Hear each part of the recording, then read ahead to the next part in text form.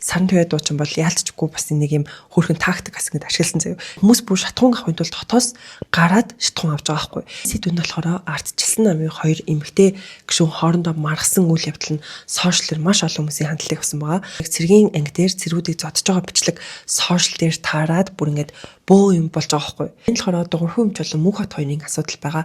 Төвшин баярын авсан шагнал байгаа байхгүй юу. Тэгэд энэ бүр ингэ маш их хил ам болоод байгаа заяа. Би ерөөсөө ийм цэвэрхэн арьстай хүн биш. Сайн хөөрхөн хүмүүс минь бүгдээрээ шинэхэн бичлэгээрээ уулзж байна. За энэ бичлэг маань 2025 оны хамгийн сүүлийн дугаар байгаа. За тийм учраас энэ хүү бичлэгээ хоёр хэсгээс хийе гэж бодлоо. За эхний хэсэг дээр хэдүүлээ яг одоо Монголын сошиал дээр яриад байгаа хов жив сонин сайхан мэдээллүүдийн талаар ярих болно. Харин төгсгөлт нь миний хувьд яг 2025 он ямар хуу он жил байсан бэ гэдгээд үгнээд мөн 2026 онд яг юу хийхээр төлөвлөж байгаа вэ гэдгээ маш товчхон ярих гэж бодож байна. За уг нь тусдаа бичлэг хийе гэж бодсон чинь яг зүгээр ингээд нэгтгээд нэг бичлэг хийчихсэн дээр юм болов уу гэд бодлоо.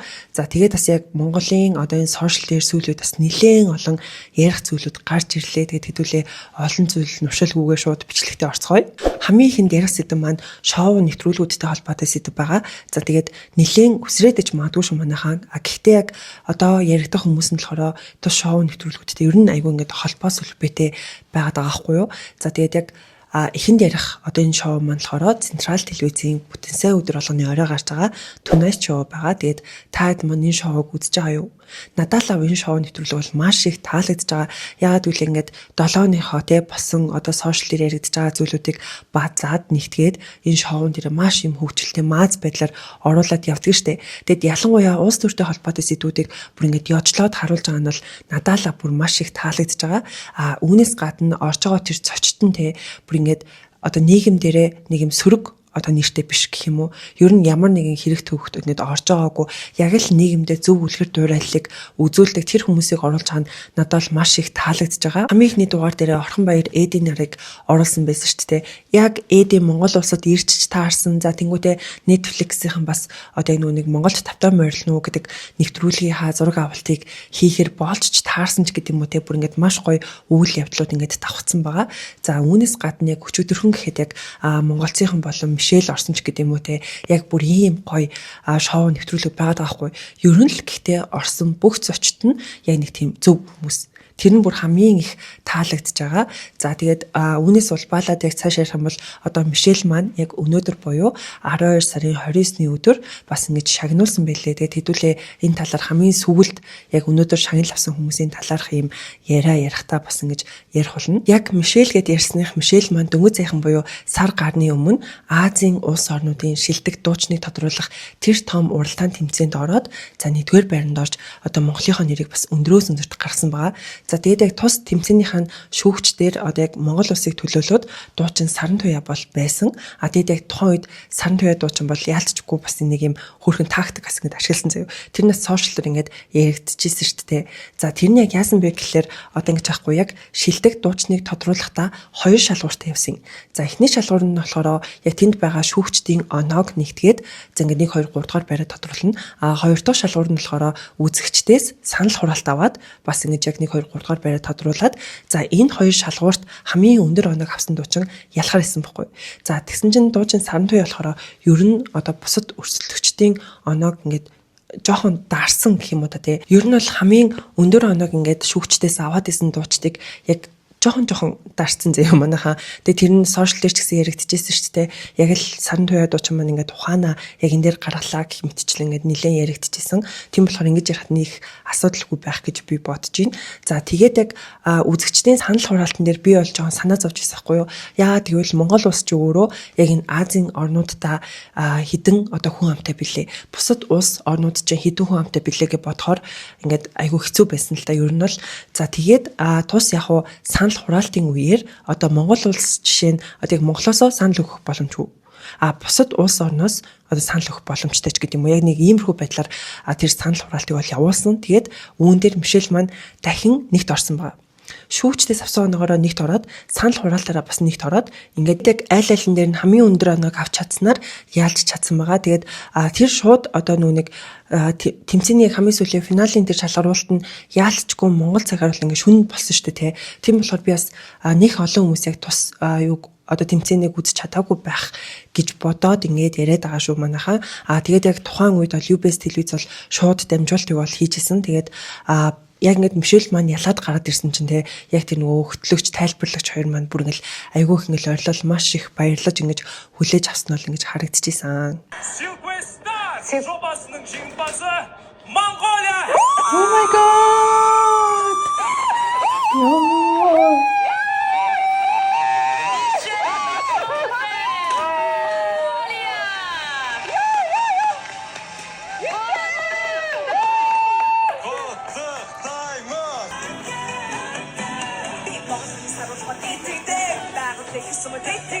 Ингээд яг буцаад шоу нэвтрүүлгийнхаа талаар яриа руу ороход одоо тус шоуг яг одоо телевизээс шууд одоо гарч явах үеэр үзэж амжихгүй байгаа хүмүүс ч юм уу байх юм бол яг Централ телевизийн YouTube суваг дээр нь бол ингээд яг жоохон катлцсан байдлаар ингээд оруулаад явж илээ. Тэгэхээр тэндээс бас үзэх боломжтой. За үүнээс гадна одоо энэ реалити шоу ч өөрөө яг Америк нэгдсэн улсаас ингэж орж ирсэн шүү дээ, тэ. Тэгэд урд нь одоо манай Монгол телевизүүд бас яг энэ шоуг оруулж ирэхэд чадаагүй гэж байгаа хгүй. Тэгэд энийг нь Централ телевиз бол ингээд үнэхээр чадаад ингэж нэгдүгээрт оруулж ирсэн байгаа. За хоёрдугаарт энэ бол Америк одоо улсдаа бүр маш удаан үргэлжилж байгаа буюу бараг 70-аад жил ингэж зохион байгуулагдж байгаа ийм одоо нэр хүндтэй алдартай ийм шоу байгаа хгүй юу. За үүнээс гадна манайхаа энэ бол Азида бүр хамгийн анх удаа зохион байгуулагдж байгаа.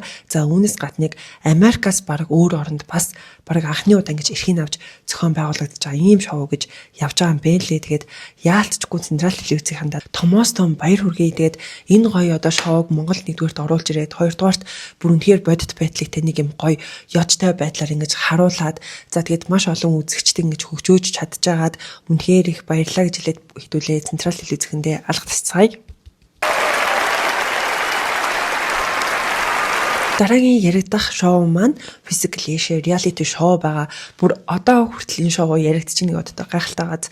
За энэ талаар ярих юм юу байгаа вэ гэхэлэр одоо энэ хэд маань яг Монгол тавтай морлог гэдэг одоо нэвтрүүлэг ингэж хийж байгаа гэсэн шүү дээ. Тэгэд хүмүүс нөгөө өмнө ингэ зураг авалтаа хийсэн юм шүү гэдэг яриа гараадсэн чинь үгүй мэн. Яг л одоо Монголын өвлийг харуулах юм одоо зураг авалтууд хийсэн юм байлээ. Тэгээд одоо болохоор яг Солонгостой бол цацагдчихсан. Буюу 12 сарын 24-өөс эхлээд цацагдчихсан. Харин одоо бусад улс орнуудад 1 сарын 4-өөс эхлээд гарч эхлэх юм байлээ. Тэгэхээр хэдүүлээ тэр үеэр бас ингэж гоё ярих юмтай байна гэж харж байна. За үүнээс гадна яг энэ зураг авалтанд зориулаад Солонгосын 2 тамирчин бол ирсэн байгаа. Амоти болоод яг нөгөө багийн ахлагч байсан шүү дээ. Үлээ Ким Дохён гэж санаж байна. За энэ хоёр маань бол ингээд Монгол улсад ирээд за тэр байтугай бүр Ким Дохён яг хиний дүлгөөний одоо саксны тэмцээнийг бас ингэж үзсэн байгаа.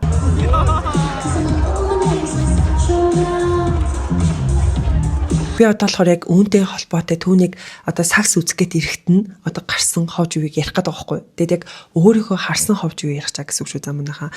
За энэ яг яасан бэ гэхэлэр одоо дүлгөөнч бол ингээл яг үндэсний дээдлэгтэй тоглоод явж байгаа шүү дээ.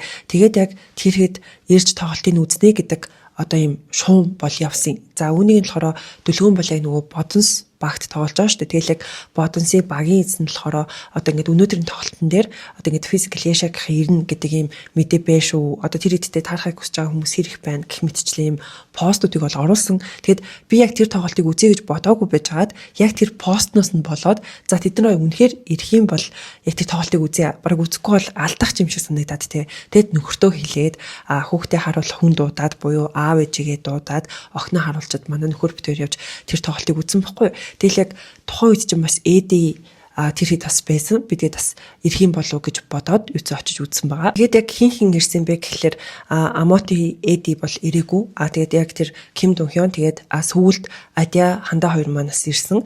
Яг хин Солонгосын тэр тамирчаа хизээрсэн бэ гэхэлэр яг нөгөө тоглолтын дундуурх нөгөө завсарлага бид шүү дээ 15 минут яг тэр үеэр ирсэн байхгүй. Яг ингээд завсарлага болоод хүмүүс нөгөө заалнаас гараал ингээд байж явах үеэр яг гаднаас орж ирээд тэгээ би бол үнэхээр догтлоод те за ядаж ингээд нэг бичлэг хийнэ зураг авахулна гэж бодоод ингээд хүлээж ирсэн байхгүй. Тэгэл яг гаднаас ингээд орж ирээд нөгөө ортог хаалгаар ингээд очингууд тэр чинь нүг юм хаалттай байдаг шүү дээ. Хүмүүс яг нүг тасалбар худалдан авсан QR-аа уншуулаад тэр хаалга нэгддэг гэх юм уу? Яг хаалга гэх үү? За хаалга юм да. юуцэн зургийг оруулж изээ юм аа. За яг тийшээ шууд ингээд орох гэсэн чинь тэр нь хаалттай орч чадаагүй байхгүй. Тэгээд гаднаас орж ирэхдээ юуцэн ингээд шууд камертай бичлэг хийж бол орж ирсэн. Тэгээд яахаа мэдгүй гэсэн чинь ингээд нэг хажууд нэг эмэгтэй орчуулагч мөн үү биш үү юуцэн нэг эмэгтэй байсан юм аа. Тэгээд яг гаднаас ингэж орж ирээд орох гээд чадаагүй. Тэнгүүтээ яг тэрний яг тэр хаалганы хажууд ингээд хувцсны үлгүүр байдаг байхгүй. Яг тэр үлгүүр дээрээс ингэж очоод ингээд хувцаа үлгүүлэх юм уу яахан тэрийг мэдгүй ингээд хэсэг ингээд зогссон зөө. Тэгээд азар тэнд байсан хүмүүс очиж зураг авахуулаад ингээд хөрх ингээд саатуулж байгаа байхгүй. Миний бодлоор яг юу гэж бодоод байгаа вэ гэхлээр одоо ингээд мэдээч ингээд физикал яша шоунд ингээд шилдэг оролцогч нар ирнэ гэж зарлцсан шүү дээ. Тийм учраас энэ хүмүүсийг ингээд эренгүүтэн л угтаж аваад шууд ингээд оруулаад юм гоё хүндэтгэлтэй байх хэрэгтэй байсан юм шиг надад санагдаад байгаа байхгүй юу. Тэсэн чинь тийм юм ерөөсөө байгаагүй. Тэгээд ингээд орох хэрэгтэй юм уу, яах хэрэгтэй юм, хуцаа үлгүүлэх хэрэгтэй юм уу, үгүй мүү гэдгийг мэдгүй ингээд айгүй ингээд сонирн байдалд орчиж байгаа байхгүй тэр хүн. Тэгээ би бүр ингээд өмнөөс нь санаа зовоод бүр ингээд нөхөртөө хойлоо орч ингээд бодонсийнход хэлэхүү гэд. Тэгээд ингээд битээр ингээд ороод юуцаа очиод хэлье гэж бодоод орсон чинь яг тэр нөгөө бодонсийнхоо ингээд сууж исэн сандал тэр ингээд хүмүүс байхгүй байгаа байхгүй. Тэгэхээр би за ер нь л мэдсэн юм шиг байна гэж бодоод байдлыг ажиглаад ингээд өөрсдөө сандал ингээд суугаад хүлээж байгаа байхгүй. За тэгээл яг нөгөө Солонгос тамирчин маань ингээд заал руу орж ирлээ. За орж ирсэн чинь бүр дөрвөн өөр суудал дээр суулгаад тэгээ бүр дөрөвтдөр илүү би яг бас мартчихжээ. Дөрөвтдөр илүү тавтах дээр нь яг тэр хүн ингээд яг гол суух хэсэг суудал дээр суулгаж байгаа байхгүй юу. Бүр ингээд аюу ингээд зохион байгуулалт муутайгаад ингээд яг ордог хаалгаар орж ирэнгүүтээ яг нөгөө талын ингээд нэг газар сууж исэн. Тэгэл тэндээс нь босгол өөр нэг газар суулгах юм. Дахиад босгол өөр нэг газар дахиад суулгах юм. Тэгээд ингээд яг эцсийн тэр суудал дээр ингээд суулгаж байгаа байхгүй. Тэгээд нөгөө нэг яг тухайн үед ч ингээд нөгөө зураг бичлэг энэ төр явж исэн шүү дээ. Яг тэр зураг бичлэгэн дээр байгаа суудал дээрээ бүр ингээд дөрөвдгөө сууж иж тэр суудал дээрээ суусан заяа. Тэгээд надад л айгүй муухай зохион байгуулалтгүй ингээд өмнөөс нь л амар санаа зовоодсан. Тэгээд яг түүний дараа болохоор хандаа болон адиа хоёр мань орж ирээд хажууд нь суугаад яг тэр процесс бол болсон. Солонгос тамирчин бол бүр үнэхээр юм ээлдэг. Бүр ингээд яг нөгөө зургатаар харагдаж байгаасаа бүр яг ингээд амьдар нь харах бол ингээд хөөрхөн зэв. Бүр яг тийм хүн байлээ. Илүү царайлаг болоо тасан нэгсэн. Тэгээд зураг хуулжлах уу гэлээ айгүй ээлдэг. Гээл тэгээд би нөгөө бичлэг хийгээд бүр айгүй гоё бичлэгтэй болж чадсан байгаа. За үүнээс гадна яг хандаа болон бас адиатай таарад бас яг ингээд бичлэг хийгээд тэгээд тэр хоёр манаас айгүй хөөрхөн зэв. Хандаа бүр ингээд нөгөө өсөө бүр ингээд шараар ингээд буцсан байлээ шүү дээ. Тэгээд үнэхээр үзэсгэлэндээ харагдчихсэн. Тэгээд бүр хоёулаа бүр айгүй юм ийдэг байгаа хгүй. Тэгэл би ингээд зураг дарчгүй бичлэг хийчихгүй гэл юм тойлоо болно гэл. Тэгээд тэр бас гоё хөөрхөн бичлэгнүүдээ хадгалж авч чадсан байгаа. Тэгээд юу зэ энэ хоёр талтай ингээд оруулаад явчих. Тэгээ манай хоёр л угаасаа хүмүүстэй зураг авахуулаад бичлэг хийгээд бүр сурсан мөлий.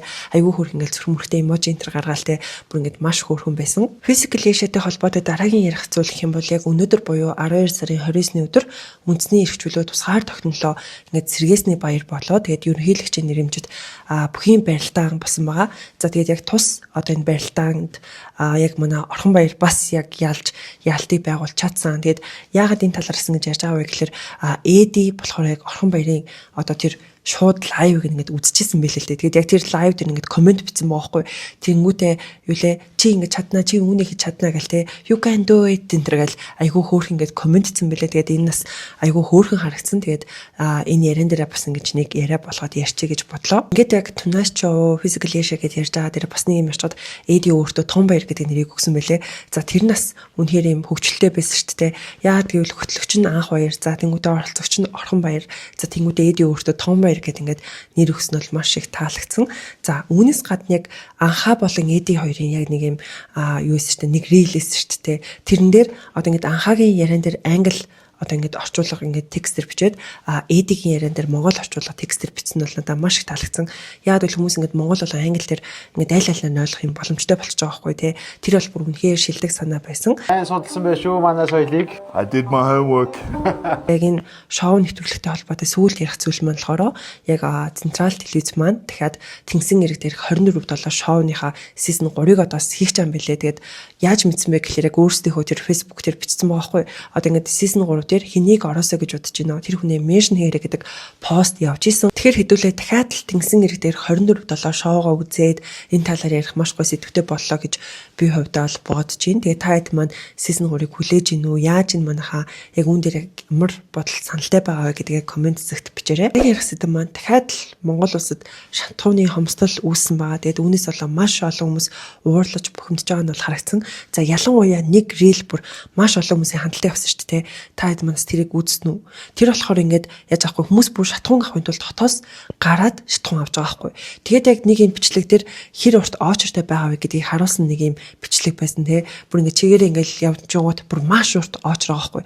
Тэгээд яг шатхуун түгээх станц голт нь тэнгууд яг нөгөө талаас нь дахиад бүр ингээд маш урт очр байгаа нь бол харагдсан нэг тийм бичлэг бол явсан байгаа.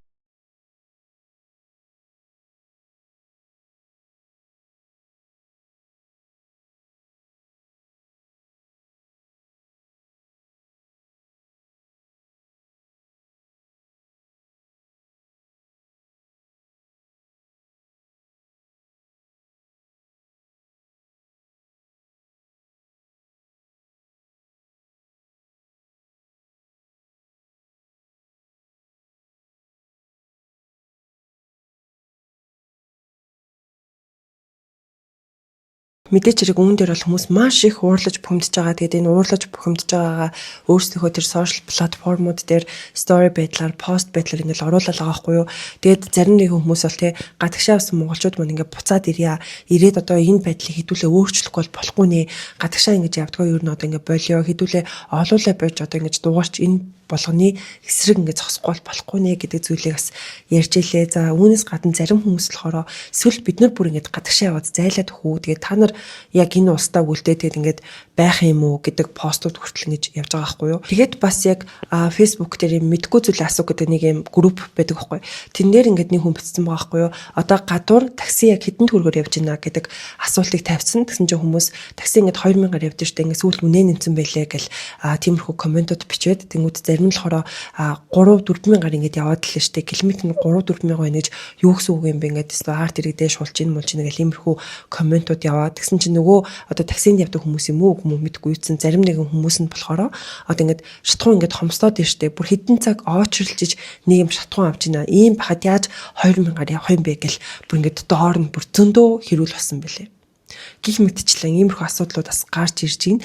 За бас яг үүнтэй холбоотой нэг юм инээдтэй постууд ороод байгаа байхгүй юу. За хамгийн ихний пост нь болохоор сахин ингээд бензинд очрлж исэн. Одоо ингээд пилуунд очрлох цаг айсвэ гэл тэгснэ.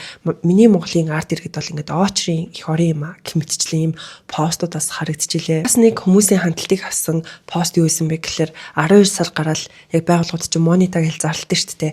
Тэсэн чинь яг нэг юм тэрнтэй ингээд холбогдсон байгаа байхгүй юу. Монетадаа ингээд бэлэг гэдэнгүүтээ 5 литрийн ингээд усны саунд ингээд шатхуун хийсэн.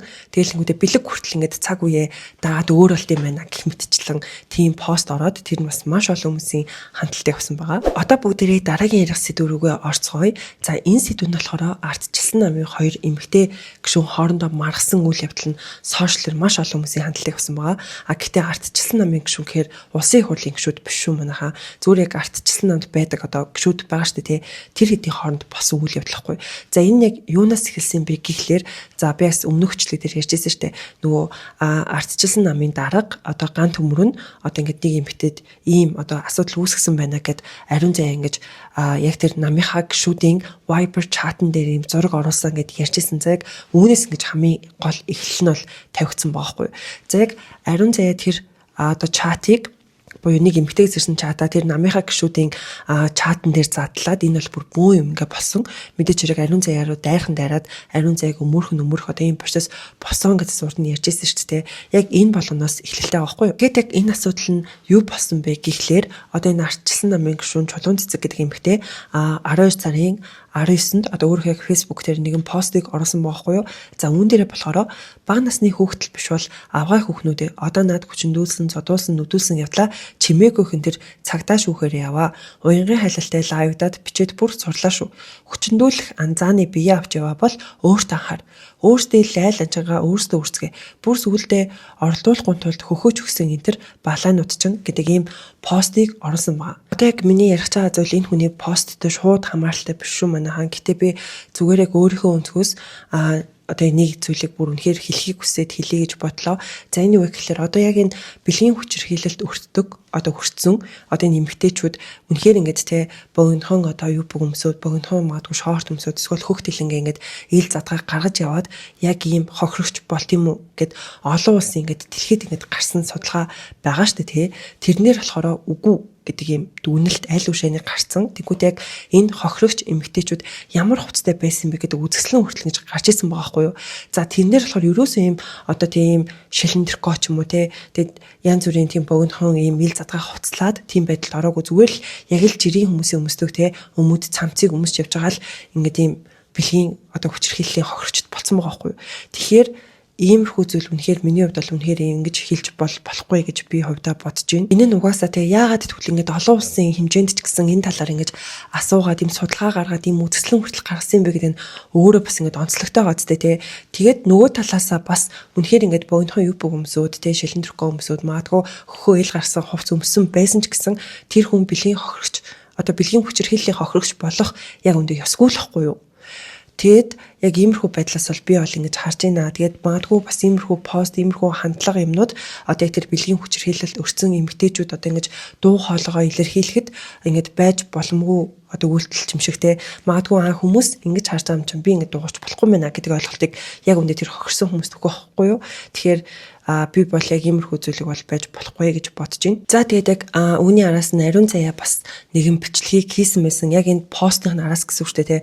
Үүн дээр болохоор ариун заяа би ингэж 25 настай залуухан царайлаг ингэж мэдлэгтэй боловсралтай учраас одоо яг иймэрхүү хэрэгт одоо үүдээ тийм одоо гэсэн үг шүү дээ. Иймэрхүү байдал ингээд орох магадaltaй, иймэрхүү зүйлд өртчих магадaltaй тийм аа. Харин та бол угаасаа өөр учраас та ерөөсөө ийм биш учраас та ингээд өртөхгүй байхаа. Магадгүй нохооч ингээд таныг тоож юм хийхгүй байхаа гэдэг байдлаар нэг бичлэг хийж оруулсан билээ. 25 настай залуухан боловсралтай охин болохоор би бэлгийн дарамт салбар болгонд амар байдгийг ойлгож чинь та бол угаасаа ойлгохооргүй харагдчихин. Таныг хэн очиж хүчирхийлэх вэ? Чулуун цэцэг хичээ. Угаасаа нохооч тоож хүчирхийлэхэргүй харагдчих. Бараг шин гудамжинд явж ирэл нохоо хараад танаас зүгтах эз.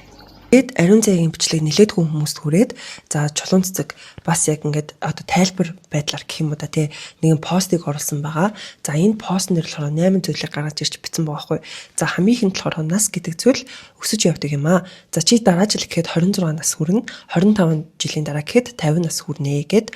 За хоёрдугаарт болохоор боловсрал гэж хөөрөгдөж туугдаж 4 5 6 жил бакалавр эзэмшиг хэлэхгүй. Энэ нь 25 настай байхдаа удирдлагын академик докторантд сурч байлаа гэд. За тэнгуүдээ 3 дахь гэдэг зүйл байхгүй шууд 4 рүүгээ орчиж байгаа юм байна. За 4-т Монгол Улсын их сургуулиас чи хөөгдөж халуун кофе хүний толгой дээр асгаж хүн дарамталж согтуу аксагнаж байхад их чинь тэр сургуульд чинь багшилж байсан юм аа гинэ. За 5 дугаар талаар их чинь хүнтэй өрсөлдөж яваагүй юм аа. Тэр тусмаа эмэгтэй хүнтэй хинэн илүү олон хүчндүүлэх үү гэж өрсөлдөж огт үзээгүй. 2 дугаарт харин миний дүү 25 нас бол тиймч залуу охин гэд байх нас биш ээ. Явсан газар бүртээ хүчингийн сэтгэл үүсгдэг бол бусдад биш өөртөө анхаарах цагт болжээ гэж бичсэн байна. За 7 болохоор царай цусны хувьд ярмааргүй байна. 25 насны зураг орууллаа гэд яг нүг ариун заяагийн зургийг скриншот хийснээр оруулаа. За тэнгуүтээ өөрийнхөө бас 25 настай гэдэг зураг оруулсан байгаа байхгүй юу. За 8-нд нь болохоор за тэгээд өнчөн охин энтер гэж өмөр хамгаалах хүмүүс байдаг гэж одорч байгаа бол чиний насанд өнчөн байна уу ямар байна огт хамаагүй. Ирэх зүйчээр төгсөн чинь үнэ эсгийг амьдралаар нотлоод өгье. Дотор мэдлэгийг чинь их чинь нөхөд заагаад өгнө. Удахгүй Монголд уулзъя гэдэг ийм одоо постыг ингэж оруулсан бэлээ. Тэгээд яг нөгөө нэг хүн сүрдүүлч гэдсэн шүү дээ. Тэр нь болохоор ингээд инвойс гэмээр дээр 2 сарын 4-нд орсон нэг бичлэг байгаа байхгүй юу. Тэр нь болохоор яг юм ариун заяатай нэг залуу уцаар ирж байгаа нэг бичлэг байдаг. Тэгээд энэ бичлэг дээр тэр залуу нь ингээд уцаар ирэл би яг үнд ингээд очихоос ингээд айж ин гэх мэтчлэн зүйлийг ярингууд ариун заяа би одоо тэгвэл ингээд яасан ах нарыг ингээд явуулаа мовуулаа гэдэг нэг тийм яг юм voice гэх юм уу да тийм нэг бичлэг байдаг шүү дээ. Яг тэр бичлэгийг ингээд дахин шеэрлэж гаргаж ирсэн байгаа байхгүй. Тэгээд ингэхдээ болохоор намайг одоо энэ залуу шиг дарамталж чаднаж бодсон юм бах та гэдэг зүйлийг бичээд одоо энэ бичлэгийг нь бол ингэж дахин шеэрлсэн байгаа. Бээр яг очихоосоос ерөнхийдөө бол жоохон айлттай л байгаад байна. Чи над руу өдөр юу гэж ярьсан бэ? Ирэхгүй бол энэс илүү муухай юм болно. Одоо юу ч болохгүйгүй байна. Би чинь гэрээ хаяг маяг бүх юм авцсан. чи ирэхгүй бол би босоог Монголын ах нарт ээж аваа чинь гэрээ өгсөн чи тэр хүмүүсийг яадаг хүмүүс гэж мэдхүү. Манай аав энэ хүмүүсийг 20 жилийн ялаас нь чөлөөлж гаргаж ирж байсан байхгүй юу? Энэ төлбөргүй. Та чи хаашаач явахгүй. Тэгсэн чинь үүнийхэн дараа 12 сарын 23-нд ариун зээ дахиад бичлэг хийгээд за одоо ингээд чулуун цэцэг хичээсээ уучлах гуйж байна. Таныг ингэж хэлсэнд уучлаарай гэд нэг тийм бичлэгээс оруулсан. Тэгээд хүмүүс болохоор үүнийг нь хоёрын зар хараад байгаа байхгүй юу. Зарим нь болохоор ингээд уучлах гуйж чадчихжээ. Залуу хүн гэхэд ингээд уучлах гуйж чадчихна гэж харж байгаа. Зарим нь болохоор энэ гэхдээ уучлалт гуйсан ч гэсэн яг юм сэтгэлээсээ те яг өөрөө үнэхээр ингээд дотроо ингээд гимшээд уучлалт гуйсан царай бол биш байна гэдэг байдлаар хүмүүс хараад байгаа юм билээ. Чулуун цэцэг хичээлээсээ хэд хоногийн өмнө тань шиг хөшөө хүүхний угаасаа хинтээ очвчэр хэлэх ингээ хэлсэн. Тэрэндээ би уучлахгүй байна. Хөгшин эмэгтэй хүнийг амар муухай ганцаардуулсан юм шиг надад мэдрэмж төрж байна. Энэ насны эмэгтэй хүний сэтгэл зүйн онцлог энэ төр бас өөр агаах. Тэгээд гол нь би нөгөө өдөрт айгүй хүчингээ эргээ хохирогч охтуудтай харилцдаг. Надаас ингээд тусламж гуйдаг байхгүй юу? Тэгэхээр би одоо нөгөө тэр охтууд хамгийн гол нийл гарахаар хүмүүст хараалх болгон гэдгээс айгаад байдیں۔ Тэгэнгүүт би яг чулуун цэцэг хичээл тэрийг хийгээд харна та ингээд дараа чи хохирогч охтуудад айдас өгж штэ хичээ гэж хамхандаа ойлгуулах гад тэрийг амар буруу илэрхийлээд муухай дайрсан байна. Уучлаарай чулуун цэцэг хичээ. Би болохоор яг энэ хоёрын альныхан ч тал бол биш. Ер нь одоо ингэ ярьж байгаа хүмүүсийнхаа альныхан ч тал байдаггүй. Байсан ч гэсэндээ одоо ингэ өөрийнхөө хувь хүний хувьд за энэ ингэ арай зөв юм шүү гэж харсан ч гэсэндээ би тэрийгэ бичлэг дээр ерөөсөө гаргадаггүй байхгүй. Тэгэд хүмүүс маань үүнийгс мэддэггүй юм лээ. Би ингэ дотроо ингэ шал өөр юм ингэ бодчихгонгууд ингэ комент бичиж байгаа юм. Чи тэрний тал юм шүү гэж шал өөр хүн ингэ яриад идэг заяо. Тэгэхээр би бас өөрийгөө нэг мэдэгдэхгүй юм байна да гэж бодсон. За үүнээс гадна би яг хүмүүс яагаад чи тэрний тал юм шүү, энэ тал юм шүү гэд байдгийг өөр бас ойлгосон л доо. Яагаад тэгэхээр би нөгөө нэг ануугийн ингээд ховж үеийг сонсч байгаа шүү дээ. Тэгээд би анууг бас ингээд хайда боддог байхгүй. Ануу юу нэнд туртай бах та энийг сонсдсон бах та гэх мэтчлээ ингээд би боддог. Тэгсэн чинь яг дараагийн бичлэгэн дээр ануу ингээд тайлбар хийгээд ороод ирдэг байхгүй. Хүмүүс намайг тэрний тал гэж ингээд яриад байна. Ерөөсөө тийм байхгүй манайхаа ингээд ярьсныг би сонсонгуудаа хүмүүст ер нь ингэж харагдах тохиолдол байдгийн байна гэдгийг одоо тийж ойлгож авсан. За манайхаа дараагийн ярих сэдв маань маш олон хүмүүсийн хандлтыг авсан, маш олон хүмүүсийн уур бухимдлыг хүргэсэн юм сэдв байгаа. За энэ нь болохоор яг цэргийн анги дээр цэргүүдийг зодж байгаа бичлэг сошиал дээр таарад бүр ингээд бөө юм болж байгаа байхгүй. За энэ бичлэг нь ямар бичлэг байсан бэ гэхээр яг цэргийн ангийн одоо ингээд цонх, одоо ингээд гадаа ханхуу байхад ингээд одоо үүдийн гэрэл хасаалтай байхдаа тэр доторх ингээд өрөөнд доторх юмд нь харагддээ шүү дээ. Яг л тийм бичлэг байгаа хгүй. Тэгээд цэргүүд ингээд нэгээр ингээд шанаад ал цохол те. Нүүдэл нь хоошоо ингэж болоод унаал босч ирэнгүүт дахиад ингээд зогч байгаа нэг тийм бичлэг бол тарсан байгаа. За тэгээд яг тэр зодуулж исэн цэргийн аав нь яг тэр цэргийн анги дээр нь очоод за яг тэр үе дээр болохоор бас ингээд зөв цэг юм байна гих мэтчлэн маш олон сайтууд очоод яриа авч байгаа нь бол харагдсан. За тэгсэн чинь аав нь миний хүүгийн ботол нь ингээд зоддог эднэр одоо хин бэ? Би ч ингээд хүүдээ ингээд гар хурж үзээгүй байхад гэл. За одоо яг тэр дарга мараа гаргаад тэр одоо өстө зүгээр ахгүй махгүй гэл аав нь ингээд нэлийн уурлж бухимдж байгаа бичлэг бол явсан штэ. Гар хурж үзээгүй хой. Би хүүхдээ гар хурж үзээгүй шүү. Ямар овоо би таа. Яг энэ бичлэгийн зөв цэг юм дээр одоо ингэ орсныхоо дараа бүр 2.5 сая хүн үзсэн байгаа хгүй юу. Бүр тэр хэмжээний маш олон хүмүүс ингэж хандлтыг бол авсан билээ. Тэгэл яг энэ хүү бичлэг дээр наав нь ингэж бүр үнэхээр уурлаж бухимдж байгаа нь бол харагддаг. Тэгэд Тангаргийн баяраар хүн маань ирэхэд бүр амар турчсан, нүднээс бүр гарчсан байсан гэх мэтчлэн ингээл яриануудыг бол ингэ өгсөн бэлээ. За тэгээд аав нь ороод одоо үед ингээд яг босон процесстэй танилцаач гэдэг юм уу те. Яг тийм үйл явдал босон байгаа хгүй.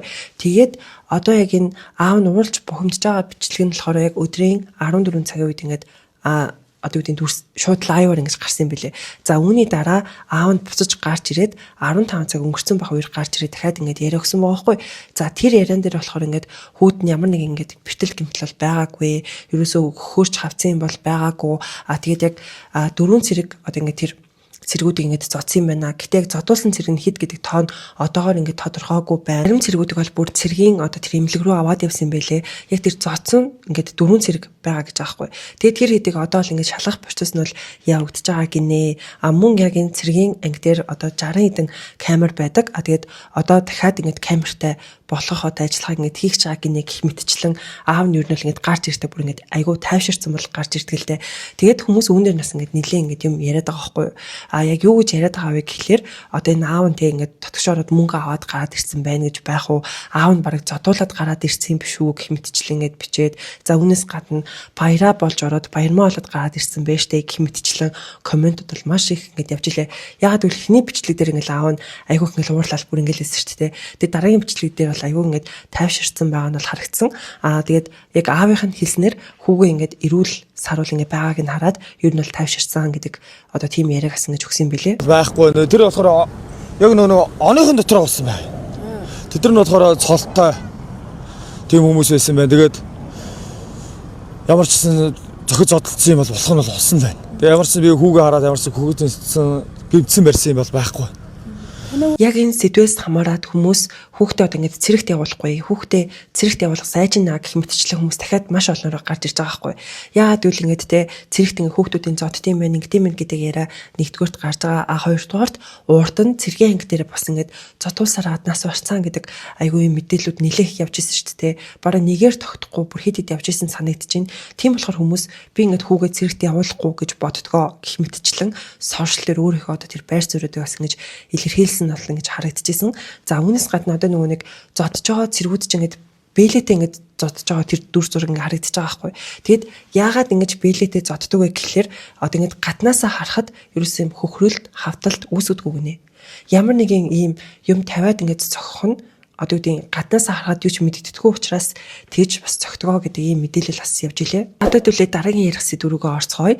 За энэ сэдв бол одоо яг миний ярьдаг сэдвүүд дээр бүр маш удаан яригдж байгаа ийм сэдв байгаа. За та хэдвүн яг одоо таах гад үсттэй гэхгүй те. За энэ болохоор дуурхай өмч болон мөнх хот хоёрын асуудал байгаа.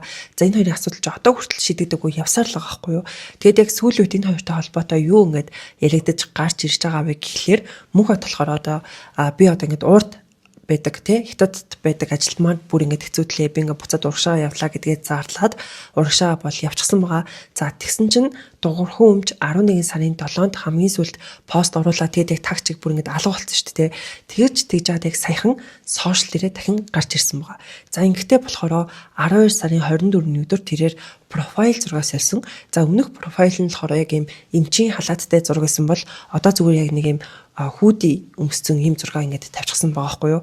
За ингээд яг тэрээр гарч ирээд хүмүүс яг тэр зурган дээр нь баахан хаахаа болон хангрыг дарсан байгаа нь бол харагдчихсэн.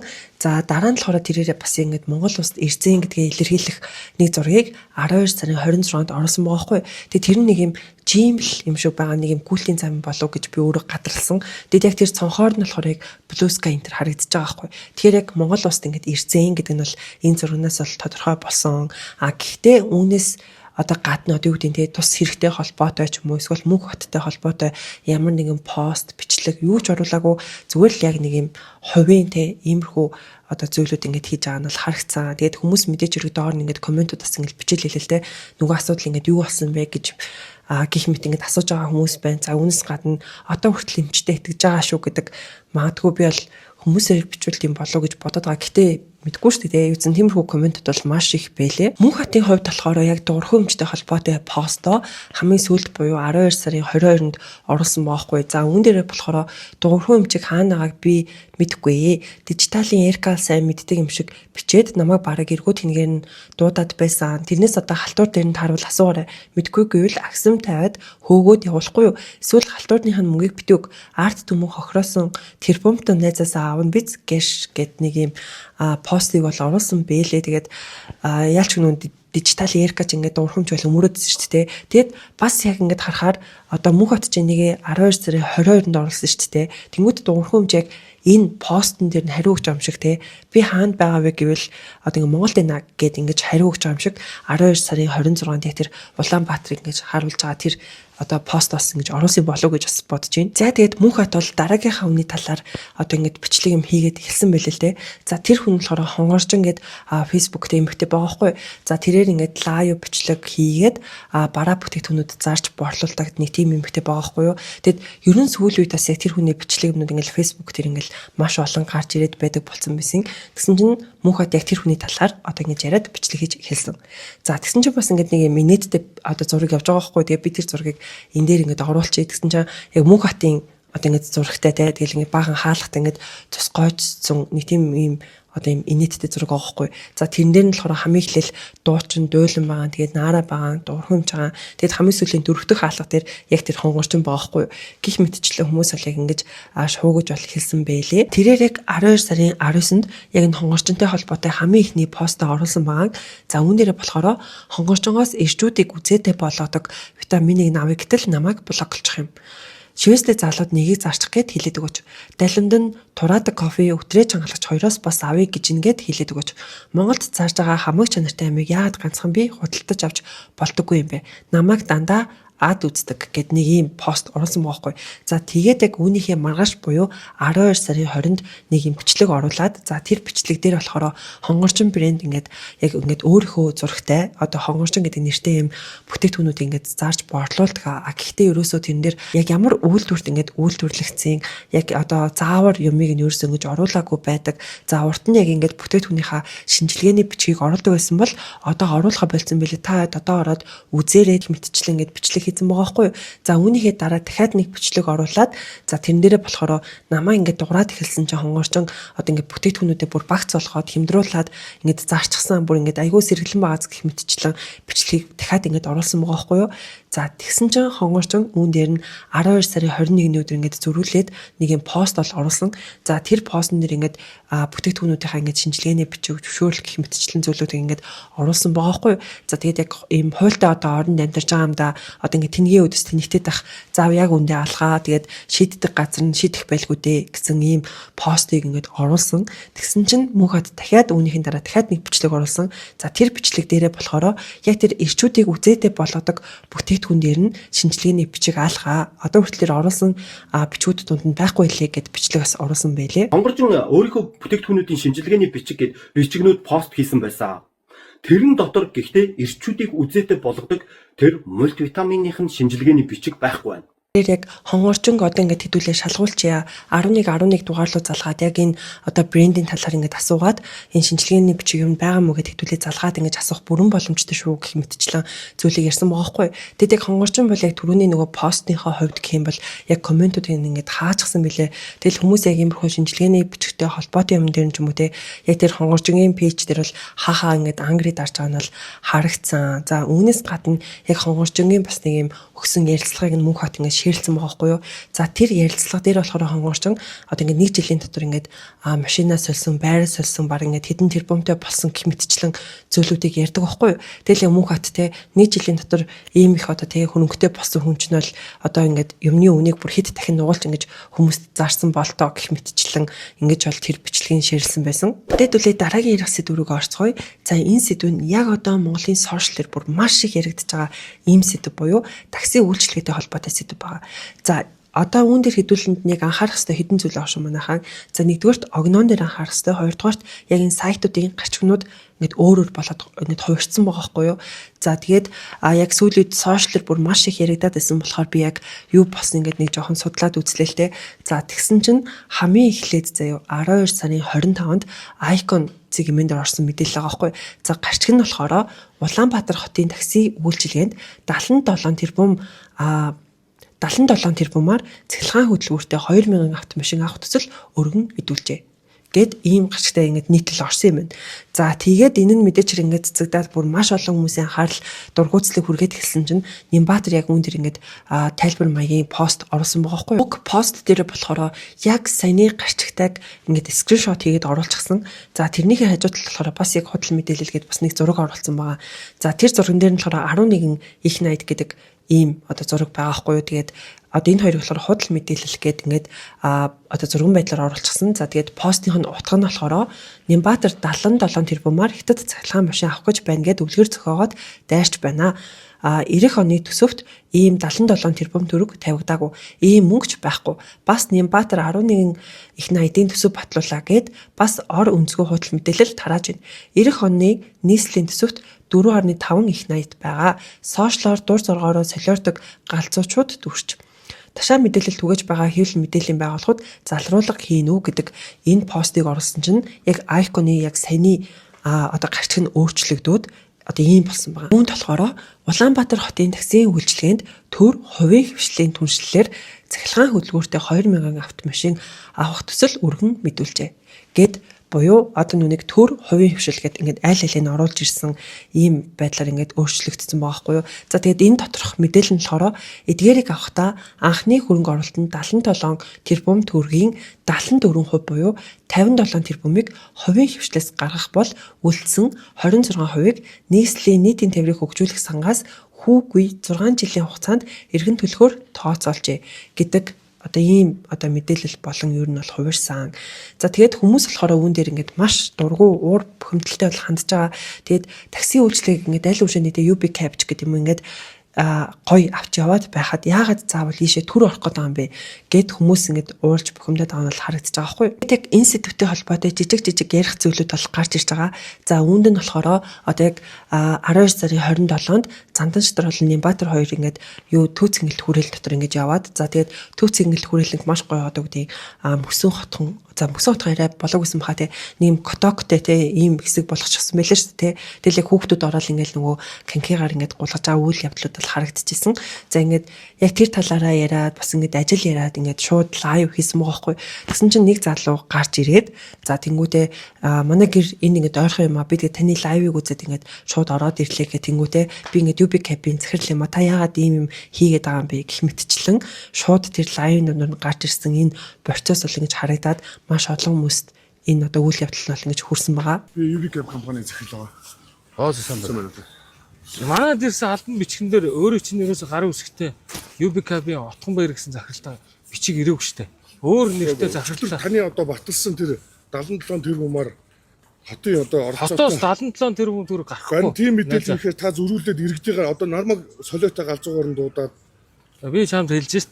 UB Cab-ыг та авахгүй байлаа. Төгрөгөөр одоо такси авч яах гэж. Би авах ч юм уу? Гэхдээ Улаанбаатар хотод байх гэж байгаа юм. Хувийн компаниуд танахаас UB Cab-аас бусад энэ 5 компаниуд өөрсдөө саналаа өгөөд бидэрт санхүүгийн дэмжлэг үзүүлэхээр бид нар өөрсдөө одоо Улаанбаатар хот өөрсдөө оролцоотой таксины асуудлаа шийдвэрлэгээд ингэ яваад байдаг. Чи төр байж чи би ихлэ яриад чадах уу? Уг асуудалтай холбоотой дараагийн ярих зүйл нь бас юу вэ гэхэлэр одоо од мөндрийн үүсгэн байгуулагч сандаа яг үзэл бодлоо илэрхийлээд бас пост бичсэн байгаа байхгүй.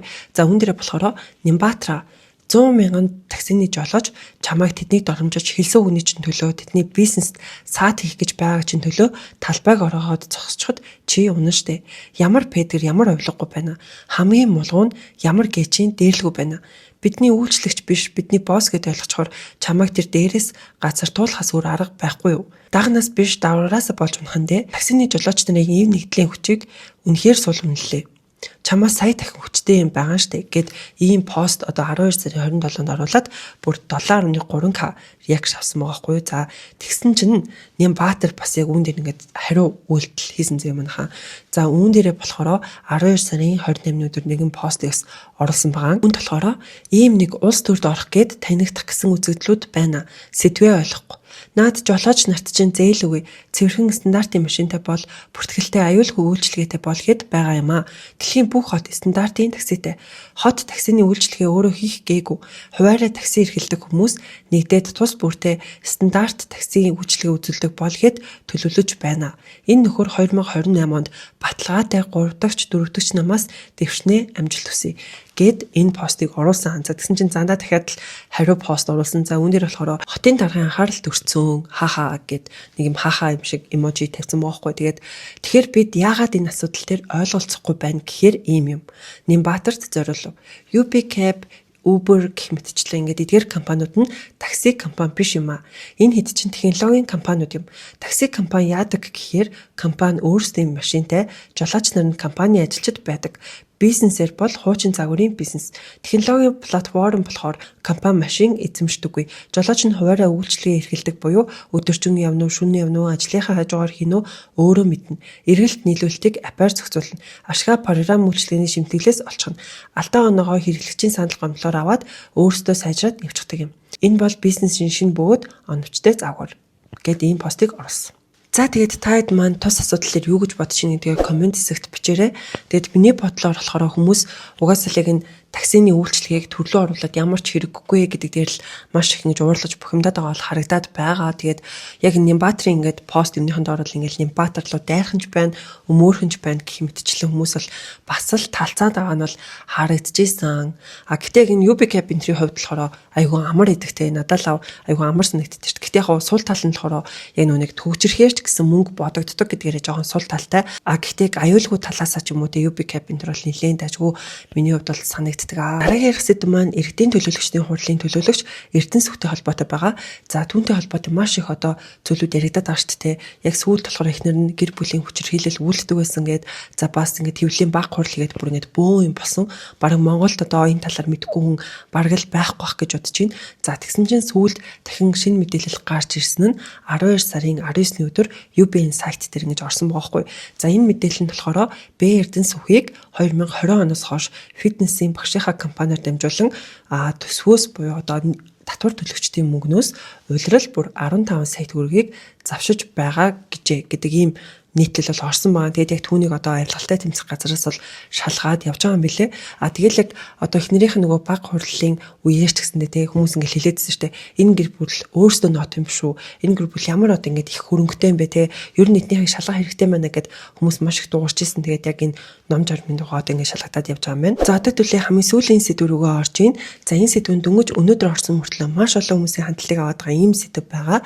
За өнөөдөр бол 12 сарын 29-ний буюу үндэсний эрхчлөө тусгаар тогтнолоос сэргээсний баярын өдөр ерөнхийлөгч одоо ийм гавьяа байгуулсан хүмүүстэй шагнал гартуулах үйл ажиллагаа болсон юм байна. За тэгээд тус одоо шагнал гартуулах үйл ажиллагаан дээр мэдээж хэрэг гавьяа тэмж одоо шилдэг зураач гэдэг юм уу те маш олон шагналуудыг бол гартуулсан байлээ. Гэтэ хэдүүлээ бүгднийг нь ярих юм бол угаасаа амжихгүй. Тийм болохоор одоо гол хүмүүсээ яриад бас нэлээд одоо хүмүүсийн уур бухимдлыг те анхаарлыг аваад байгаа тэр хүмүүсийн талаар ярих болно. Хамгийн ихний ярих хүмүүс нь болохоор одоо гавьяат шүүгч, гавьяат хуульч гэсэн хүмүүс байна. За үүн дээр болохоор хүмүүс яг тэр одоо постууд дээр ингээд хаахаа дараал ингээд дургуутслал илэрхийлээд байгаа байхгүй. За тэгэнгүүтээ Монгол улсд бол угаасаа юм шудрах шүүгч бол байхгүй. Монгол улсд угаасаа юм шудрах хуульч байхгүй гэх мэтчлэн хүмүүс ингээд бичиж байгаа нь бол харагдсан. Тэгээд яг энэ дээр ингээд хүмүүс маш юм дургу уур бухимдалтай бол ханджилээ. Тэгээд ялангуяа сүүлийн үед Монголын сошиал дээр ингээд яригадаад байгаа зүйлүүд нь яг л иймэрхүү зүйл байгаа шүү дээ. Одоо ингээд яг их мэдлэлтэй, арт талтай хүмүүс л одоо ингэж шүүх үйлчлдэг гэдэг ийм яриа гарснаас одоо улбаалаад хүмүүсээс ингэж хараад байгаа юм болов уу гэж бол би бодож байна. За дараагийн шагнал нь болохоор даалам за хэ бямжавт МОСГЗ цол хүртээлээ гэдэг энэ пост байгаа. За тэгсэн чинь хүмүүсээс үүн дээр ингэж хаахаа дараал те яг одоо энэ хүү шагналтай ингэж нэлээд санал нийлэхгүй байгаа гэдгийг бол хүмүүс илэрхийлсэн байгаа. За тийгээд одоо энэ зүйлүүд бүгдээрээ эдийн засгийн хэмжээнд орсон постууд байхгүй юм манайхаа. Тэгээд яг энэ одоо сайтын мэдээллүүдийг та нартай хүргэж байна гэсэн үг шүү. За дараагийн шагнал нь болохоор одоо ингэж дуучин шагнал аваад тэгээд үүн дээр нь бас хүмүүс бахан хаахад дараад үүнд ингэ санал нийлэхгүй байгаа гэдгээ бол илэрхийлсэн. За энэ шагнал нь болохоор хөдөлмөрийн гавьяаны улаан төвийн одон гэдэг шагналаар дуучин төр манд хол шагнуулсан юм байна. Тэгээд хүмүүс үүнээр нь бас л хаахаа дараалтай нэг юмрхүү байдлаар бол хандж илээ. Хамгийн их хэл амд ороод байгаа шагнал нь болохоор хөдөлмөрийн хүндэт медаль одоо шагналаар Positive Mongolia-сын үүсгэн байгуулагч продюсер Түшин Баярын авсан шагнал байгаа хгүй юу. Тэгэд энэ бүр ингээд маш их хэл ам болоод байгаа заяа. Яагаад тэгэхээр хүмүүс ингээд одоо ингэ насаараа барагтай юм урлагт ажилласан, насаараа жүжигчин хийсэн хүмүүс ерөөсөө энэ шагналыг аваагүй байхад одоо ингээд Түшөө яг юу хийсэн гэж энэ шагналыг авч байгаа юм бэ гэдэг комент бүр маш их байлээ. Энэ одоо нэг клифэн тоглосон гэдээ авч байгаа юм уу гэл яг тиймэрхүү байдлаар ингээд хүмүүс ингээд маш сөргөөр ингэж биччихлээ л те. Тэгэд энэ талаар бүр бараг л бүх сайтууд дээр ингээд орсон байхгүй. Тэгээ бүх сайтууд дээр ороод бүгдэн дээр нь хүмүүс хаахаа дараад ангрид дарж байгаа нь бол харагдсан. Яг саний өмнөх одоо яг саний өмнө хэлсэн хүмүүс болохоор ингээд бүх сайт дээр орохгүй байгаа байхгүй. Гэхдээ Түшөө бол бүх сайт дээр ороод яг иймэрхүү байдал буюу яг ийм дүр зураг бол харагдсан. Би гэтээ Түшөөд дургуулахаар ингэж ярьж байгаа юм биш шүү манайхаа. Харин ч би бүр багаас яг Түшөө Төлгөө хоёрын одоо энэ влогуудыг үзэж өссөн. Тэгээд тэр бүх бичлэг нэг юм хөгжилтэй, сурамжтай юм шиг надад санагддаг байсан хгүй. Одоо ч гэсэн би Төлгөөнийг айгүй их дэмждэг, дагдаг юмнуудыг бол үзэх дуртай. За тэгээд яг ингээд бөөн хэл амд бол ингээд ороод байгаа. За дараагийн хоёр шагнал нь болохоор бүр бүх хүмүүсийн хайр одоо тэг хүндэтгэлийг хүлээсэн хоёр шагнал байгаа. Тэгэд энэ хоёрыг бол дуртахгүй байхын аргагүй. За нэг нь болохоор манай хөөрхөн Мишель маань Алтан ганц содонгоор бол шагнуулсан байлээ. Тэгээд үүнд нь хүмүүс ингээ баяр хүргээд маш дуртай бол байгаа. Тэгээд авахгүй байхын ч аргагүй тийм ээ. За нөгөө шагнал нь болохоор Монгол улсын гавьяат тамирчнаар энэ хоригл маань ингээд шагнал авсан бэлээ. Тэгээд яалтчгүй бүр үнэхээр мундаг хүн штэ тий. Би бас яг энэ хориглын талаар бичлэг хийжсэн. Тэгээд тэрэн дээрээ гавьяат тамирчин цол аваасаа гэж хүсэж байна гэдээ бас хэлжсэн. Хүмүүс ч гэсэн яг түүнийг гавьяат тамирчин болоосоо гэдээ хүсэж исэн. Яалтчгүй тэрээр Монгол улсын гавьяат тамирчин цол тэмдэг бол авсан байлээ. Тэгээд энэ бол үнэхээр бас тий ингээд хайр хүндэтгэлийг хүлээхгүй байхын аргагүй тийм гоё шагналгааз. Тэгээд мөн энэ хоригл бас юм яриа өгсөн байлээ. Тэрэн дээр ингээд хэрвээ маань байсан бол гээд яг тийм зүйлийг ингээд яриад ингээд уйлж байгаа нь бол харагдсан. Энэ бол яалтчгүй маш сэтгэл хөдлөсөн тийм мөч бол харагдсан. Тэгээд яг үүн дээр бас ингээд үзэгчдтэй хэлэхэд аав ээжигээ одоо амьд дээр нь байгаа тэр нь гоё хайрлаарай, баярлуулдаг байгаарай, гоё одоо ингээд гинтийн бэлэг байрдаг байгаарай те. Одоо хэдүүл ингээд амьдтаал бие хайрлцгаа гэдэг уриалгыг бас хэлмээр байна. За тэгэд энэ удаагийн бичлэг дээр яг одоо Монголын сошиал дээр маш их яригдж байгаа энэ сэдвүүдийн талаар та нартай ярьж өглөө. Тэгэд одоо хэдүүлээ 2 дугаар хэсэг рүүгээ орцгоё. За уучлаарай манайхаа яг нэг юм ярихаа мартсан байна. Тэр нь болохоор одоо ингээд Counter Strike-ийн төрөлд шилдэг тасгалжуулагч гэдэг одоо номинац ингэж тодруулах гэж байгаа юм. Тэгээд одоогоор ингээд яг 3 хүн шалгарсан байгаа юм байна л да. За тэр 3 хүний нэгд нь одоо яг манай Монголын тасгалжуулагч Мара маань буюу Эрдэнэ далай маань орсон маа байна. Тэгээд удахгүй бас Эрдэнэ далай маань ингэж шилдэг тасгалжуулагчаар тодроод гарч ирэхийг бол үгүйсэхгүй. Тэгээд хэдүүлээсээ харж илээ. Тэгээд бас ийм гоё мэдээлэл бас нэрээ байсан шүү манайхаа. Би бүр ярьсараад бүр хам цангаад тэгээд манай гэрт хүүтэн уух юм яг энэ амибак маань лээ. Тэгээд хөрөгчөнд байсан болохоор яг энийг нэг уучих гэж бодож байна. Яг энэ хөрөгчнөөс хүүтэн амибак уух бүр үнэхээр гоё идэг.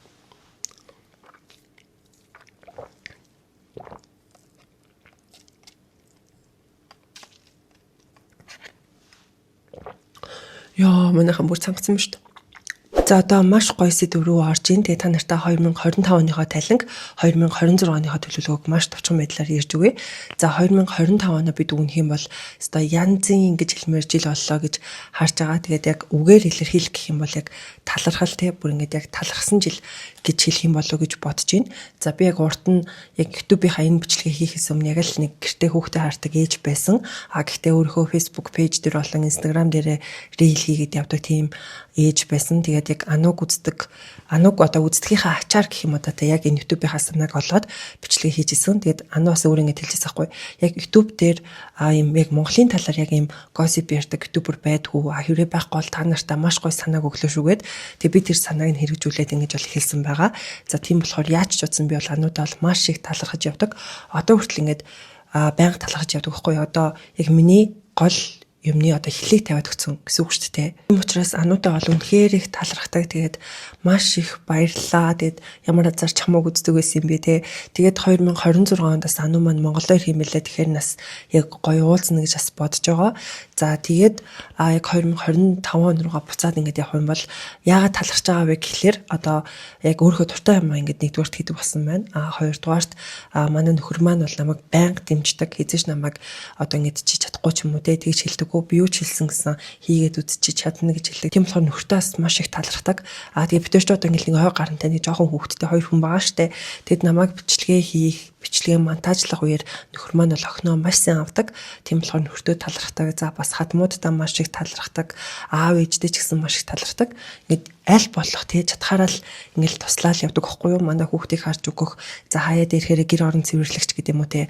Яг иймэрхүү байдлаар бол ингэж явдаг байгаа. Тэгээд яг хамгийн бас гол одоо хүчин зүйл гэх юм бол миний үзэгчд байгаа. Тэгээд намайг ингэж одоо юу гэдэг маш гоё үг хэлдэг те намайг сонсдог хамгийн гол нь ингээд намайг дэмжиж сонсоод байна гэдэг чинь бас ингээд маш талархууштай зүйл байгаа байхгүй юу хэрвээ хүн намайг үзэхгүй бол би ингээд яриад суухгүй штэ те тэгэхээр ингээд үзэгчдээ бас маш их баярлалаа гэж хэлмээр байна тэгээ та нарынхаа бүр ингээд урмаар бол үнэхээр цэнэглэгддэг юм байлээ одоо ингээд нэг бичлэгэн дээр би ингээд намайг тгийж хэлээд гээд одоо бол ингээд зүгээр ингээд яриа болоход ярьчингууд амар хүрх ингээд чамайг үзтээ шүү тэгдэж шүү гэл ингээд хурдны үг бүр ингээд маш их өгдөг тэгээ тэрэн дээр бол хүн үнэхээр бүр ингээд шууд нисмээр юм шиг тэр мэдрэмжийг авд юм байлээ штэ. Тэгээ та нартай бүр үнэхээр их баярлалаа. Та нар маань бүр тийм хөөрхөн бүр дэндүү хөөрхөн хүмүүс шүү гэдгээс хэлмээр байна. Thank you.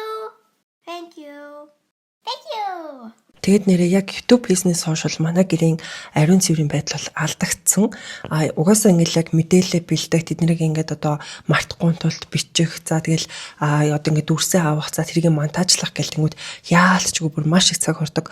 Би одоо нэг бичлэг янзлах гэж бараг 2 өдөр зарцуулж байгаа байхгүй юу? Яагаад гэвэл надад нөгөө ингээд нэг дор суугаад дуусгах тийм одоо зав байдгүй. Яагаад гэвэл хүүхдийн хажуугаар одоо ингээд хоол ундаа хийн аяа таваа угаад хүүхдээ авч гэдэг юм уу. Тэгээ манай хүн ч одоо ой хэдэ сартаг хэрч маш их хөдөлгөөнтэй хараа хяналт одоо ингээд шаарддаг. Тийм болохоор яг ингээд гэрийн ажлын хажуугаар монтажа хийдэг учраас одоо ингээд нэг дор одоо шууд суух юм боломж бол гардаггүй. За тийгээд одоо гэрийн ариун цэврийн байдал ингээ алдагдсан. Гэтэл манай нөхөр үүн дээр юу ч хэлдэггүй. Одоо ингээ гэрээ цэвэрлсэнгүү, ингэсэнгүү, тэгсэнгүү гэж юу ч хэлдэггүй. Тийм болохоор яалтчгүй би бол нөхөртөө бол үнэхээр их талархдаг. Одоо тэгээд яг 16,000 subscribersтай болсон байна. Тэгээд зарим хүний хувьд бол энэ тоо тийм их тоо биш бах. Зарим хүний хувьд бол их тоо байх. Харин миний хувьд бол энэ тоо бол үнэхээр их тоо. Тэгээд бүр одоо юу гэдэг 2024 он гарчад би хэзээ ч өөрөөгөө ийм юм хийгээд сууж ийна гэж бодоогүй байлаа штэ. Тэгэл яг энэ хэмжээнээс ингээд хүрчихсэн байна. Тэгээд энэ бол надад бүр үнэхээр гоё байгаа. Тэгээд та нартай маш их баярлалаа. Тэгээд цаашдаач гэсэн энэ том маань бүр нэмэгдээд явах гэж бодож байна. Цаашдаач гэсэн энэ одоо хийж байгаа зүйлүүдээс хийгээд явна гэж бодож байна. Гэхдээ яг ийм Монголынхоо ховж үеиг ирсэн бичлэг хийх бол яг эхэндээ бол тийм амар байгаагүй. Тэгээд өөртөөгөө маш их ярилцсан. Тэгээд яг гадаадд байдаг хүмүүс маань үздэг учраас тэдэндээ ингээд мэдээлэл хүргэх зорилгоор нөгөө талтаас дүүнэртээ ингэж зөв үлгэр дуурайлал өгөх зорилгоор одоо энэ хоёр шалтгааныг л өөртөө хэлж тэ тэр сөрөг комментуудыг ч гэдэг юм уу одоо ингэж даагаад явж байгаа. Тэгээд яг YouTube-ийн хувьд бол яг нэг иймэрхүү байна. Тэгээд хамгийн гол үзэгч санаа өгсөн хүн дэмждэг хүмүүс гэдэг яг энэ бүх хүмүүстээ маш их баярлалаа гэдгийг дахин хэлмээр байна. Тэгээд та нартай шинэ жилийн баярын мэндийг юун төрөнд хүргэжээ. Гэтээ одоо хэдүүлээ 2026 оныхоо төлөвлөгөөг ярих болно. За тэгээд 2026 онд бол би яг 3 том зүйлийг өөртөө тавьсан байгаа. За хамгийн ихнийх нь болохоор эрүүл мэндийн байдал дээр бол маш их анхаарал хандуулъя гэж бодож байгаа. Одоо би яг ингээд бичлэгээ ингээд янзлаад сурцсан байхгүй юу? Одоо янзлаад гэдэг нь нүрээ ингээд цэвэрх юм шиг харагдуулаад одоо тэгж хийдэг заяа. Би ерөөсөө ийм цэвэрхэн арьстай хүн биш. Тэгээ би та нарт бүр ингээд яг харуулчих гэж бодож байна. Ингээд яг янзлсан зураг бас яг янзлаагүй миний яг бодит арьс яг ямар юм бэ гэдгийг ингээд харуулчих гэж бодож байна. Гэхдээ би сүүлд одоо яг арьсны эмнэлэг дээр очиод одоо ингээд яг эхнээс нь одоо ингээд юу тий онцлуулад арга хэмжээ аваад явж байгаа байхгүй. Тэгээд та нарыг бас ингэж хуурдаг байсанд уучлаарай. Угаасаа хизээний цагт уус ингэ тодорхой болох байсан байх гэж бодож чинь. Тэгээд зориг гаргаад үйцэн энийгээ харуулчихъя. Тэгээд ийм ерөөсөө гоё ярьстай хүн бол угаасаа биш. Одоо тэгээд яг үзүүлээд ингэж явж байгаа. Тэгээд нэлээд бас цаг хугацаа орох юм шиг байлээ гэдэг зүйл байна. За нөгөө талаас болохоор миний хамрыг битүүртгийг угаасаа намайг үздэг сонсдог хүмүүс ер нь мэддэг байх. Миний бас нэг талын хамар ингэж битүүрээд бүр маш олон жил болж байгаа байхгүй. Тэгээд энэ юунаас болсон бэ гэхэлэр манай офис ингээд ямар ч агааргүй нөгөө нэг B1 давхарт байдагс байхгүй цонхгүй. Тэгээд засвар хийгээд тэгээд тэр тоос шорооноос нь болоод миний хамар ингэж битүүрдэг болсон юм. Тэгээд би бол нэг удаа үзүүлээд эмчилгээ хийлгээд гайг болсон байхгүй. Тэгээд тэр офисоос нөгөө гараагүй учраас дахиад буцаад ингээд сэдрээд тэгээ удаагүй чад би яг жирэмсэн болоод тэгээд тэр чигтээ бүр ингээд одоо бараг сүүлийн 3 жил миний хамар битүү ингээд явж байгаа. Одоо шүүн унтахаараа би ингээд амаа ангаж унтаад бүр ингээд үнэхээр хэцүү байдаг байхгүй. Тэгээ би бас сүүлд саяас хамраа үзүүлсэн. Тэгээд миний хамрыг бол бүр ингээд мөрөөцсөн байна гэсэн. Тэгээд яг хагалгаа хэлэх юм уу, эмчилгээ хэлэх юм уу мэдэхгүй байсан юм болох бах. Би яг маргааш хамрын эмнэлэг орох хэвээр. Тэгээд нөгөө талаас болохоор би яг хөвөл одоо мандаа хүмүүс одоо мөөмнөөсөө гараагүй. Тийм болохоор бас жоохон айгаал энэ янз бүрийн юм ууж болох юм болов эсвэл хагалгаанд орохоор бол одоо ингэ шүнжэнгөө мөөм иддэг хөвгт чинь одоо яг яах вэ гэдэг дээр жоохон айцтай байгаад байгаа. Тэгээд үтсэн маргааш эмнэлэг рүүгээ ороод асуугаад тэгээд бас ингэ арга хэмжээ аваад явж байгаа шүү. Тэгээд миний хамрны битүүл ингэ ярианд шүлсэнд одоо хоолонд бүх юмд ингэ нөлөөлдөг байхгүй. Тэгээд энэ болгоныг ялангуяа амьсгалд амар нөлөөлдөг. Айгуу буруу амьсгалаас урсан. Тэгэд энэ болгоныг тэсээд сонсож байгаа та нартай бас дахин баярлалаа гэж хэлье. Тийм учраас би яг 2026 онд эрүүл мэндийн дээр илүү анхаарна гэдэг зорилгыг тавьсан байгаа. За хоёр дахь одоо гол ажил маань болохоор би аялах тийм зорилгыг тавьсан байгаа. Гэр бүлэрээ одоо аав ээжигээ аваад, хатам ээжигээ аваад ч гэдэг юм уу те маш гоё юм аялах төлөвлөгөөг гаргаад аялье гэж үндсэн бодож байгаа. Яг энэ аялах төлөвлөгөөнд нь болохоор би нүг урд нэг бичлэг дээр ярьжсэн шүү дээ. Өөрөөгөө спонсор хийлээ гэд ярьжсэн шүү дээ. Одоо би нэг юм аялын нэг юм юунд орсон. юу гэдээ компанид орсон гэх юм уу. Тэгээ сар болгоо ингээд тодорхой хэмжээний одоо мөнгөийг төлөөд за бонус хүүгээ бодуулж аваад тэгээ тэргүүрээ аюултай юм гоё одоо зүйлд орсон байгаа. Тэгээд уулын доороо бас ингээ хүмүүс оруулаад явах юм бол өөрөө тэр мөнгөө төлөхөө болоод үнгүү болоод за бүр хорлого олох боломж бол байдаг юм байл л те. Гэтэ би одоо ингээд хүмүүст яг үнд ярьж амжихгүй байгаа байхгүй юу. Зүгээр өмнөх бичлэгээл хийх нь надад амар чухал. Түүнээс шүүл яг ийм аялын юу байна ийш ингээ сонирхож үзэхүү гэж үнэндээ ярьж амжихгүй байгаа учраас доороо ингээ хүн амьтаа оруулж амжаагүй байгаа. Бас ингээд ярьцгаад та хэд мань хэрвээ сонирхчихвэл над руу чат чи доорч болно шүү манайхаа. Тэр бол үнэхээр гоё юм билээ. Тэгээд юуцсан би магадгүйс аялаад та нартай энэ талаар мэдээлэл хүргэх бах гэж бодож байна. Тэгээд яг сонирхох юм бол миний Facebook болон Instagram руу холбогдох боломжтой байгаа шүү. 3 дахь нь бүр яг миний хувьд маш том зүйл байгаа. За тэрний үг гэхэлэр би сүүлийн бараг 4-5 жил бодож явж байгаа подкаст хий гэж бодож байгаа. Тэгэд яг одоогоор би бол ингээл яг сүүлийн 4-5 жилийн талаар ингээ бодоол яваад байгаа байхгүй. Тэгэд яагаад эхлэхгүй вэ гэхэлэр би нүг энэ нарсныхаа асуудлаа шийдчихээ, туурчээ гэл хойшлуулж явсаар аваад өдийг хүрчихсэн байна. Тэгэд YouTube эхэлчихсэн учраас одоо ингээд яг зориг ороод байгаа байхгүй юу. Гэхдээ тэр подкаст болохоор тусдаа сууг нэ гэж бодож байгаа. Яагаад тэгэхээр одоо яг миний YouTube-ийн үзэгчид яг 25-аас 45 насны дийлэнх нэмэгтэй хүмүүс бол байдаг. Тэгээд миний подкастын санаа бол ялцчгүй яг 10 жилийн хүүхдүүдэд чиглэсэн учраас одоо тусдаа сууг нөх нь амар зөв юм байна гэж би хараад байгаа. Тэгээд яг энэ одоо сэдв гэх юм бол одоо би нэг санаа бодсон ба штэ яг энэ талаар подкаст хийнэгээ бодсон байгаа. Тэгээд одоогоор яг тийм подкаст хийсэн хүн байхгүй учраас бас ямар гоё давуу талтай юм шиг санагдаад байгаа хгүй надад. Угаасаа яг хин нэгэн миний санааг аль ушааны хэрэгжүүлээд тийм подкаст хийсэн бол би яг үндэ өөртөө бүр амар дургу хүрэх байхаа те амар ингээд харамсах мэдрэмж авах бах. Тийм болохоор би одоо яг хий гэж бодоод байгаа хгүй юу. Тийм учраас одооноос ингээд нүүрэн дээр анхаарад яг үндэ мөнгөгүй ч гэсэн зээл тавиад нүрээ үзүүлээд ингээд анхаарад ингээд явж байгаа. Бас жин дээрээ ч гэсэн ингээд анхаарад турыг барья гэдэг зорилгыг өөртөө тавиад явж байгаа. Тэгээд яг үүнийгээ онгаарад 1 сар 2 сараас хийгээд эхэлж гэнэ гэж бодож байна. Одоо тэгээд яг нөгөө студ түрээсний тэр ингээд хайгаал явж байгаа байхгүй юу? Бас магадгүй энийг үзэж байгаа студ түрээс одоо ажиллуулагч юм уу те эсвэл ажилладаг хүн таньдаг ч юм уу тиймэрхүү хүмүүс байвал холбогдоорой гэж хүсье.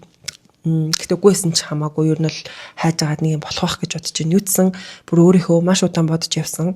Одоо энэ хүслээ бол биелүүлмээр байна. Тэгээд яг 10 жилийнхандаа зориулсан нэг тийм гоё подкастаас хийя гэдэг санаа байна. Тэгээд хийгээд эхлэхээр та нартай бас хэлнэ. Яг 2026 оны төлөвлөгөө гэвэл яг иймэрхүү зүйлүүд байна. Тэгээд 2025 он дээрээс хэдийм ярихаа мартчих манайхаа. За 2025 он дээр яг манайх гэр бүлээрээ рилний 3 уралдаанд ороод гурвууланд нь яг ямар нэгэн байдлаар байруудад ороод явсан бас ийм гайхалтай амжилтаас үзүүлсэн байгаа. Тэгээд тэрэндээ бас маш их одоо талархж байгаа гэх юм уу тий.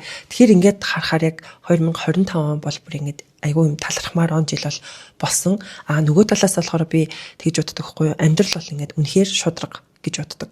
Яагаад гэхэлэр хин нэгэн буруу зүйл хийсэн бол хин нэгэн болохгүй зүйл хийсэн бол тэр ингээд үүлийн үрээрээ ч юм уу ямар нэгэн байдлаар тэр хүн тэрийгэ үүрдэг, эдэлдэг. Нөгөө талаасаа бас амьдрал хин ингээд хичээж ийн, хин ингээд хөдөлмөрлж ийн тэр хүнийг үнэхээр шагнаж чаддаг гэж би боддог байхгүй юу.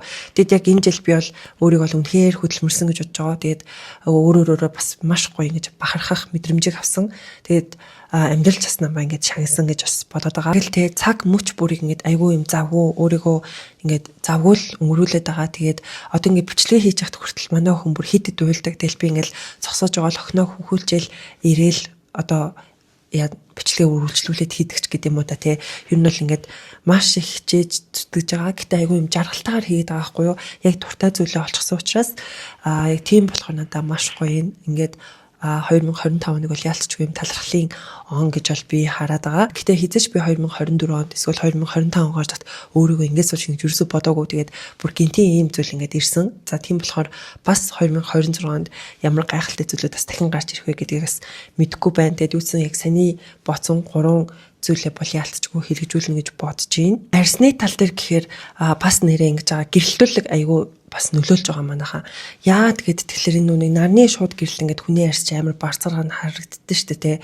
Энэ л хороо нөгөө гэрийн гэрэлт тэг ингээд нарны гэрэл байхгүй. Тэг би нөгөө хойноо ингээд юу нь л гэрэл тавиад суучдаг ч гэдэг юм уу. Бас яг ингээд уртаасаа одоо ингээд ноутбукныхаа гэрлийг харуулангууд ингээ миний одоо юу гэдэг гэрлэн тас ингээд арь сайн мөр дажгүй харагдаад байгаа байхгүй.